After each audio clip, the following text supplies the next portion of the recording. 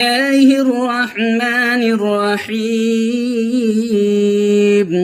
إذا زلزلت الأرض زلزالها وأخرجت الأرض أثقالها وقال الإنسان ما لها يومئذ تحدث أخبارها بأن ربك أوحى لها يومئذ يصدر الناس أشتاتا ليروا أعمالهم فمن يعمل مثقال ذرة خيرا يره ومن يعمل مثقال ذرة شرا يره.